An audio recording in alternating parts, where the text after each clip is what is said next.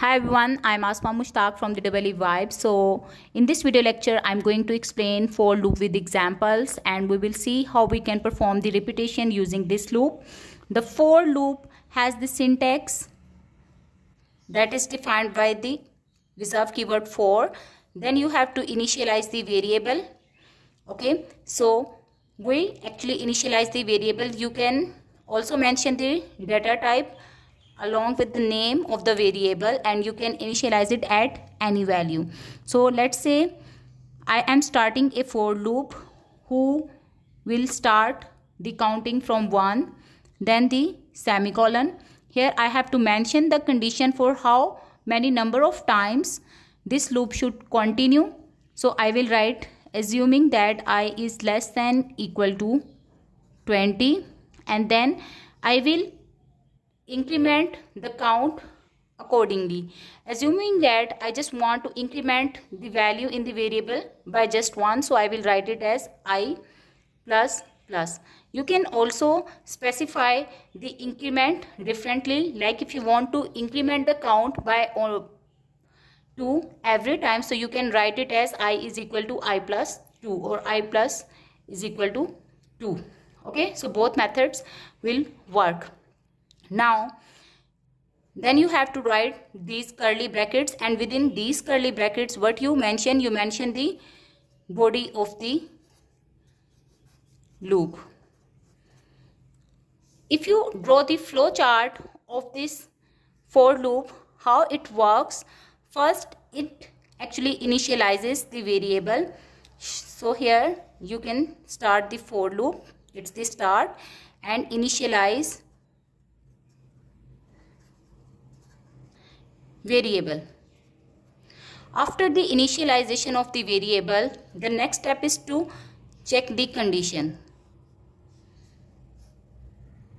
Okay, so here you actually check the condition. For condition checking we actually use the diamond shape.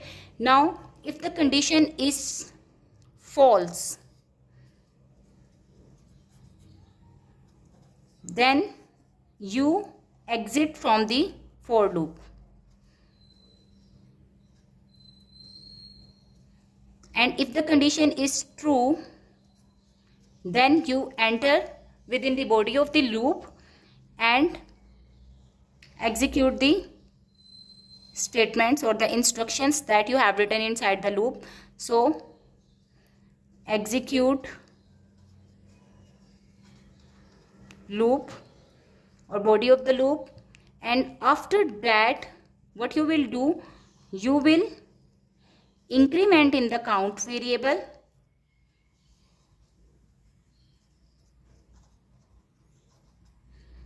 and again you will loop back to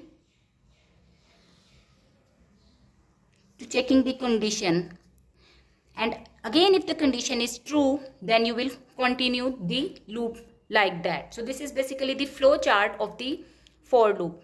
Now assuming that I want to print the summation of first 10 natural numbers. Okay, so finding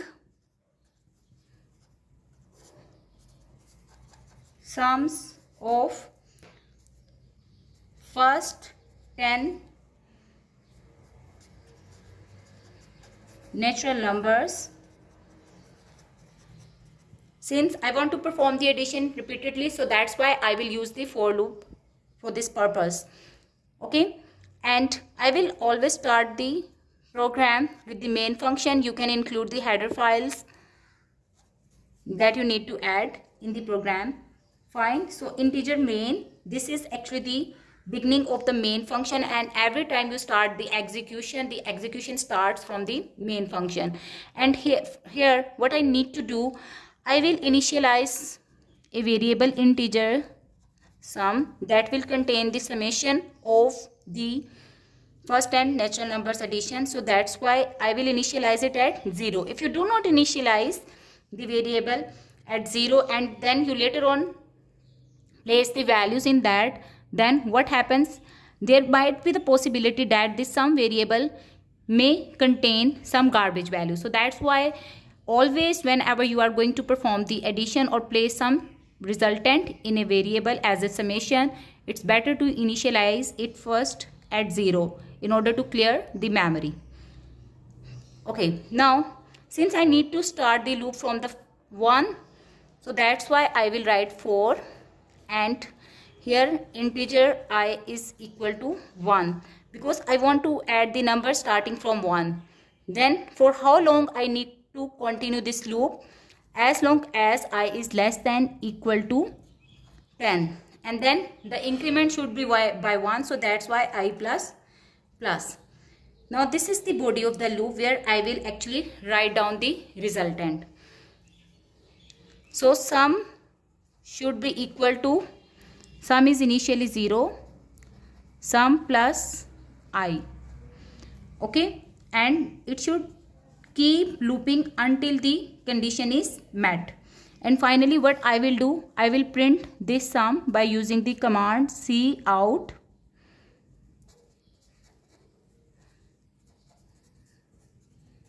summation is equal to, it will be printed as a string, then you will print this sum, and finally return 0. And here the main function is actually ending. Now what will happen, let's just run this code. Initially the sum is equal to 0, so sum is equal to 0. For I is equal to 1. Now you have initialized the variable, so I, initial value of I is equal to 1. 1 is less than 10. This statement is true, so that's why you will enter inside the loop. And inside the loop what you are going to do, you are updating the value of the sum variable. So sum is equal to sum plus I. So sum value will be now 0 plus 1 is 1. Fine. And since the brackets are closing, which indicates that the body of the loop is completed, so now I will be incremented by 1 and I becomes 2. Now I has become 2, and again we will check the condition. We will not initialize I again. Fine, we will check 2 is less than 10. This statement is true. Again enter the loop and update the value of sum. Now sum becomes I plus sum, which is equal to 2 plus 1, and it becomes 3. Fine. And the value of the sum will be updated and sum becomes 3. Now the value of the I will be incremented by 1 and it becomes 3. I becomes 3 and 3 is less than 10 condition is true. So sum will be equal to sum plus I. So 3 plus 3 will be equal to 6. Okay, so in this way basically we are adding 1 plus 2 plus 3. So far we have the summation is equal to 6, that is contained in the sum variable, and in this way it will continue like that. Now assuming that the I becomes 10, what happens? We will enter inside the loop because the 10 is equal to 10 condition is true so far. So sum will be equal to whatever the values contained in the previous summation plus 10, and value of the sum will be updated. After executing the body of the loop, the value of the I will be incremented by 1 and now the I becomes 11. Since 11 is not less than 10, condition is false, so that's why you will exit from the loop. This for loop will be finished now, and what you will get, you can print the value of this summation variable. Okay, so in this way for loop works. Now let's understand another problem. Assume that I want to ask the user or prompt the user to enter a number, any number, and in this case assume I entered 5, and then I want the user to print the table of 5 such that 5, 10, 15, 20 up to so on 50 in the one row. Then you should enter in the second row, and what will happen, it should start printing from 55, then 60, 65 and so on till 100. In this way there should be basically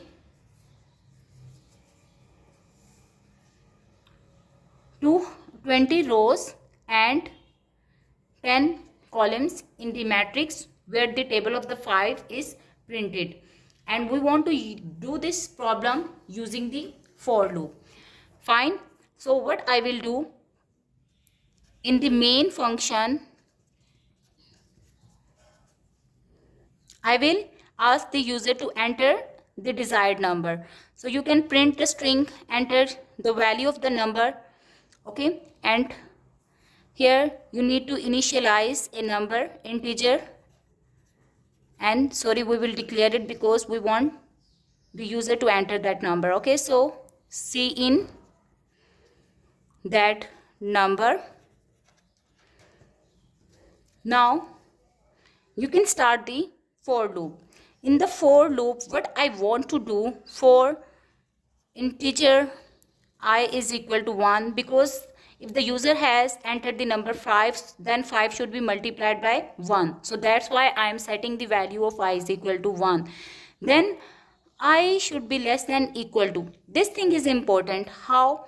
Because I need to know for how many number of times the loop should run. Since in this case, if you look at the desired output, then you can see that there should be 20 rows and 10 columns, which is equal to 200. So from here we get to know that the loop should run 200 times. Okay, and then since I should be incremented by 1, how? Because 5 multiplied by 1, then 5 multiplied by 2, 5 multiplied by 3. So I is equal to 1, 2 and 3. So I plus plus. Hence you will enter inside the for loop, and inside the for loop what you are going to do, you are going to print Cout what? I multiply by number, or number multiply by I. Okay, you want to print this number. Then you need to introduce a little space that can be added by introducing tab in it, and then it should continue. For how long it should continue? Until the I becomes 10, or the multiple of 10. So 5 multiplied by 10, 5 multiplied by 20. Similarly we can continue like that. Okay, so when the loop starts, so 5 will be multiplied by 1, then a tab will be introduced and 5 will be printed. Then the value of the I will be incremented by 1, I becomes 2, so 5 multiplied by 2, 10 will be printed, and so on until I becomes 10. When I becomes 10, then the resultant is 50. Now I want to print the next output in the new line. So here I will mention the condition: if I modulus 10 is equal to 0, then Cout end line. This directive will actually shift the printing of the output into the next line. Okay, so in this way we will get the desired output, and finally this for loop will be terminated, and here you can print return 0, and hence the main function ends. Thank you for watching.